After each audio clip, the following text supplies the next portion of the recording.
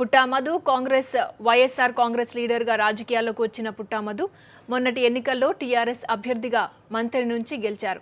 అప్పటి వరకు మంత్రిగా ఉన్న శ్రీధర్ బాబును ఓడించి సంచలనం సృష్టించిన పుట్టామధుకు ప్రజలతో సన్నిహిత సంబంధాలున్నాయి. సాక్షి మీడియా అడగగానే వీఐపీ రిపోర్టర్గా పనిచేయడానికి అంగీకరించిన పుట్టామధు సొంత నియోజకవర్గంలో ప్రజలతో మాట్లాడారు. వారి సమస్యలను రిపోర్ట్ చేశారు. అన్నింటినీ పరిష్కరిస్తానని హామీ ఇచ్చారు.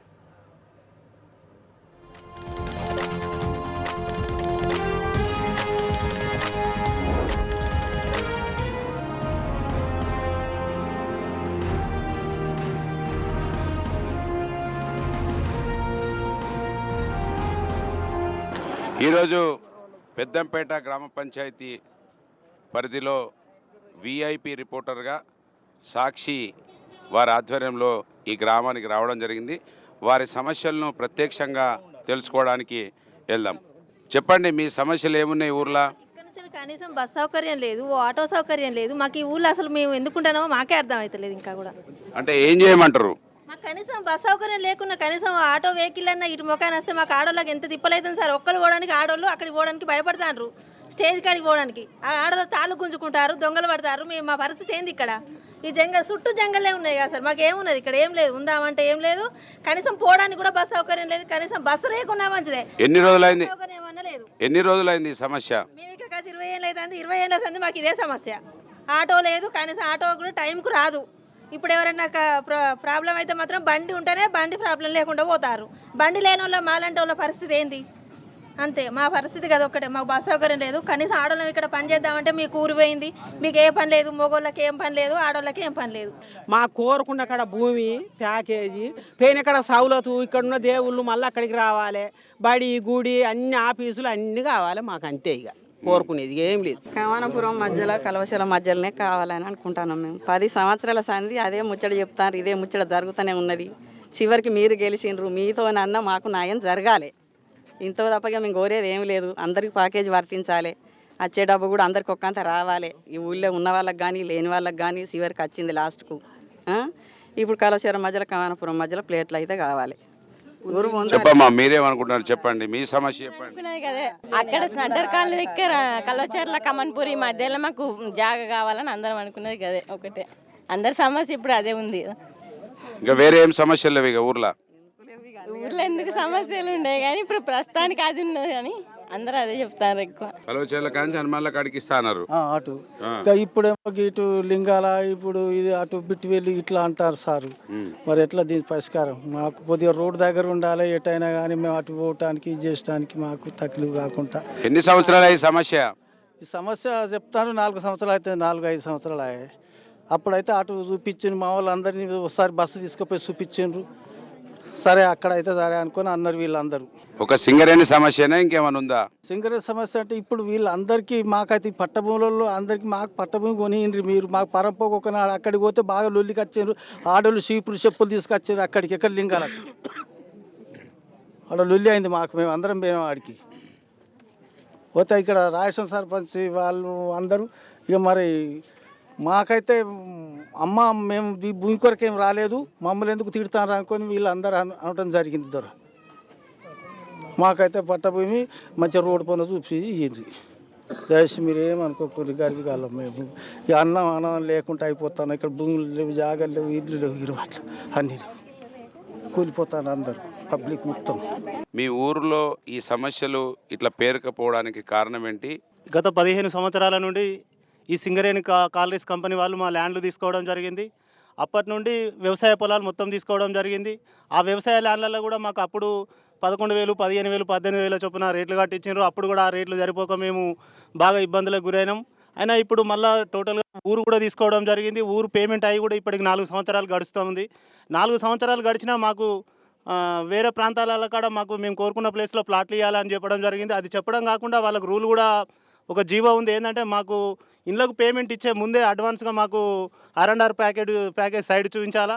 ఆ సైడ్ చూపించకుండా ముందే మమ్మల్ని మబ్బా పెట్టి అప్పుడున్న ప్రజాప్రతినిధులు కానీ, అప్పుడున్న లీడర్లు కానీ, అప్పుడున్న వ్యవస్థ మొత్తాన్ని మమ్మల్ని ఏం మాట్లాడకుండా మాకు తెలియకుండానే మా పేమెంట్ మాకు ఇచ్చేసి చేతులు దులుపుకున్నారు. ఇప్పుడు ఆ ఇండ్లు పగుళ్ళు పడి ఉరిసి వానలకు ఇబ్బందులు అవుతూ ఉంది. మాకు మేము కోరుకున్న ప్లేస్లో ప్లాట్లు ఇచ్చి ఆ ప్లాట్లలో మాకు ఇల్లు కట్టించి మాకు అక్కడికి సురక్షితమైన ప్రాంతాలకు పంపించాలని కోరుతా ఉన్నాం. ఆ మాట అట్లనే పోతా ఉన్నది. అది ఎవరు కూడా పట్టించుకోవట్లేదు. గవర్నమెంట్ ఖచ్చితంగా మా బాధలు అర్థం చేసుకొని ఇప్పుడున్న సీఎం గారు, ఇప్పుడున్న ఎమ్మెల్యే గారు అందరూ కూడా మా బాధలను పట్టించుకొని మా బాధల నుంచి వెళ్ళి గడదేరుస్తారని మేము కోరుకుంటున్నాం.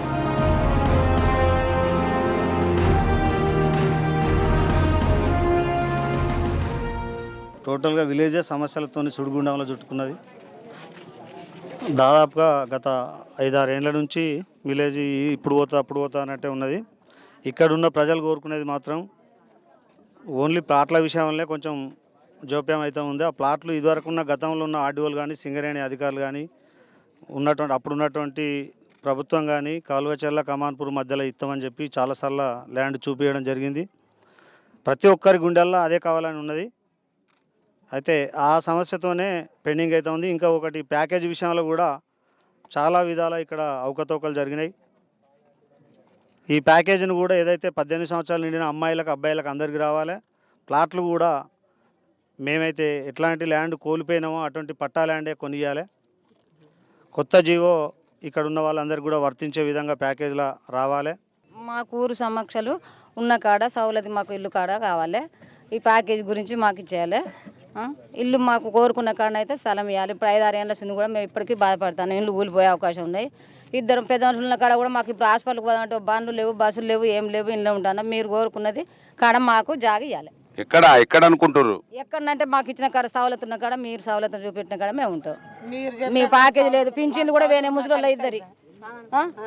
ముసలి ఇద్దరు పింఛన్లు పోయినాయి. ఒక్కరికన్నా రావాలి. కొడుకులు ఎవరు పెడతలేరు. వాళ్ళు జీతం తెచ్చుకుంటారు, వాళ్ళ పిల్లలు వాళ్ళు చదువుకుంటారు, మాకు పెడతలేరు. మేము ఎక్కడ బతుకురు? ఆ 1000 రూపాయలు వచ్చిన కానీ 200 ఇచ్చిన కానీ 300 కల్పించిన కానీ మాకు సరిపోవు. 500 ఇచ్చిన కానీ 1000 రూపాయలు పెంచి ఉన్నోళ్ళ పింఛన్ అన్నీ ఎరగబెట్టిండు ఇప్పటికి. ఇక మేము కోరుకునేది ఒక్క మాకైతే ఆ జాగా మేము కోరుకున్న కాడ 5 ఎకరాల సుండి భూమి పోయినాయి. ఇండ్లు కూలుతున్నాయి. ఇండ్లలో అయితే పండ్లు నిన్న వర్షం పడ్డది, బాగా పడ్డది. తడిసి వచ్చినాం. కైకిలు పోయినాం. ఉప్పతకంటే నాడు పిడిసి వచ్చి చచ్చినా కానీ ఏం లేదు. కైకిలు కూడా లేదు. గింత దానికి పోతున్నాం మేము. పోతారం పోయినాం. గుర్రెల పోతారం ఉప్పట్ల అవన్నీ తిరుక్కుంటా పని చేసుకుంటాను. ఇక్కడ కైకిలు చేసుకున్నట్టు కూడా కైకిలు లేదు. ఎందుకు అక్కడికి పోవాల్సి వచ్చింది? మా ఊరు భూమి లేక. భూములు మీకు కంపెనీ కింద ఇచ్చుడు చేయబట్టి మేము భూములు లేక మేము బతకలేక కట్ట వచ్చి పోతాను. ఎన్ని రోజులు మీ భూములు పోయి? 17-18 ఏళ్ళు అవుతుంది ఇప్పటికి. సరేనా? అప్పటి నుంచి ఇస్తానని జాగ ఇస్తానన్నారు. చేస్తారు. ఎన్నిసార్లు మీటింగ్ ఇస్తారు, చేస్తారు, పెడతారు. ఎక్కడైతే ఇస్తలేరు. మాకు జాగ ఊరుకున్న కాడ ఇస్తలేరు. జిఎం ఆఫీస్ కాడికి పోతే వాళ్ళండి, లింగాలకు పోతే మేము భూమి కాడికి పోతే మమ్మల్ని కొట్టచ్చి ఎటు పోయినా కానీ మాకైతే కూర్చుంటాను. జాగలేదు, పడతాను జాగలేదు, నిల్చుంటే నీడలేదు. ఇప్పుడు ఇంట్లో అన్ని కూలిపోతాయి మొత్తం. మాకు మా పిల్లలు అక్కడ ఉద్యోగాలు లేక ఊర్లోకి ఒకటి పోతాడు, పల్లెకి ఒకటి పోతాడు, ఇంట్లో కూడా ఉంటలేరు. ఇద్దరు పెద్ద మనుషులు ఉంటున్నాం. ఎవరి పరిస్థితి ఎట్లుండదు అన్నట్టు కూడా మాకు కూడా ఇప్పుడు భయం అవుతుంది. పాములు వస్తాను ఇండ్లకు. ఎట్లుంటుందో చెప్పుకుంటే మీరు అందరు తలుచుకొని మాకు ఏదన్నా ప్రయత్నం చేయండి. అనుకున్న కాడ భూమి ఇవ్వాలి. మేము బతుకుతాం. ఆ గుట్ట పోయి మేము బతుకం. అనుకున్న కాడ అంటే ఎక్కడ? కమాన్పూర్లో ఎక్కడ? కరసర మధ్యాహ్న హనుమాన్ టెంపుల్ ఉన్నాయి. అప్పుడు చూపెట్టండి మాకు. ఇక గాన్య కావాలి. మీకు దండం పెడతాం. ఆడపిల్లగాళ్ళు నాకు ఇద్దరు కొడుకులు లేరు. మరి నాకు మన ప్యాకేజ్ రావాలి. మా పిల్లగాళ్ళకి సార్ మీ దండం పెడతాం. మా పెద్దంపేట మంగళపల్లి గ్రామ పంచాయతీ ప్రజలు గత 20 సంవత్సరాలుగా ఎన్నో కష్ట నష్టాలకు గురవుతున్నారు. ఫస్ట్ మా వ్యవసాయ ల్యాండ్ తీసుకున్నారు. అలాగే తర్వాత మా ఇల్లు అన్నీ తీసుకొని మమ్మల్ని ఎన్నో బాధలకు గురి చేస్తున్నారు. మాకు ఇప్పుడు ఇక్కడ చదువుకున్న నిరుద్యోగులు చాలామంది ఉన్నారు. ఎంబీఏలు ఎంసీఏలు చేసి ఒక 100 మంది వరకు పెద్దంపేట మంగళపల్లెలో నిరుద్యోగులు ఖాళీగా ఉన్నారు. అలాగే మదన్న గారు తలుచుకొని సింగరేణి సంస్థతో మాట్లాడి ఏదైనా అవుట్ సోర్సింగ్ లాగానే ఏదైనా నిరుద్యోగులకు ఉద్యోగ భృతి కల్పించాలి. అలాగే పెద్దంపేట మంగళపల్లెకు సంబంధించిన ప్రజలకు R&R ప్యాకేజ్ సంబంధించిన ప్లాట్ల విషయాల్లో చాలా అవకతవకలు జరుగుతున్నాయి. దాన్ని మీ దృష్టికి వచ్చాయి. వాటిని మీరు సరిచేసి నిజాయితీ పరంగా అందరికీ అర్హులకు R&R ప్యాకేజ్ కానీ ఫ్లాట్లు ఇప్పించాలి. అలాగే మా పెద్దంపేట మంగళపల్లి ప్రజల ప్రత్యేకమైన కోరిక ఏంటంటే కమాన్పూర్ మండలంలోనే మాకు ప్లాట్లు ఇవ్వాలని ప్రజల కోరిక. కల్వచెర్ల కమాన్పూర్ మధ్యలో అంతకుముందు కాంగ్రెస్ గవర్నమెంట్ అప్పుడు చూపెట్టారు. ఇప్పుడు ప్రజలు కూడా అందరు దానికే ఫిక్స్ అయ్యి వేరే దానికి ఆలోచించడానికి కూడా వాళ్ళు ఇష్టపడడం లేదు. దానికి మీరు ఇప్పుడు మీ వల్ల అయిద్దని మీరు నమ్ముతున్నామన్న. దానికి మీరు కృషి చేసి మాకు కల్వచెర్ల కమాన్పూర్ మధ్యలో ఫ్లాట్లు ఇప్పించి మా ప్రజలను కాపాడగలరని మేము కోరుకుంటున్నాం. అలాగే నిరుద్యోగ సమస్య బాగుందన్న. చాలామంది యువకులు తాగుడుకు దానికి బానిసలై ఈ విలేజ్లో అట్టిగా తిరుగుతుండ్రు. కొందరు స్వార్థ నాయకులు కూడా వాళ్ళకి తాగిచ్చి అది చేయడం కూడా బాగా జరుగుతుంది ఇక్కడ. ఇంటికి ఒక ఎంబీఏ స్టూడెంట్ డిగ్రీ పాస్ అయిన వాళ్ళు ఉన్నారన్న. నేను కూడా నాది ఎంబీఏ కంప్లీట్ అయ్యి నేను కూడా ఇప్పుడు ఖాళీగానే ఉంటాను. చాలామంది ఉన్నారు అలాంటి వాళ్ళు.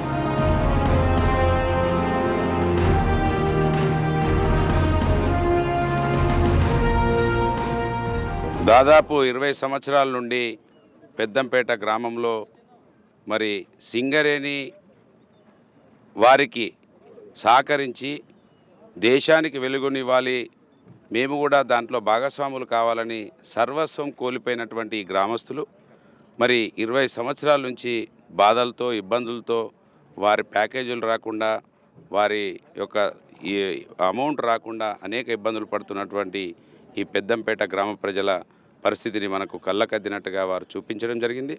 వారి సమస్యలు సాక్షి టీవీ ద్వారా పరిష్కారం అవుతుందని ఆశిద్దాం. ఈ ప్రభుత్వం దృష్టికి తీసుకెళ్దాం.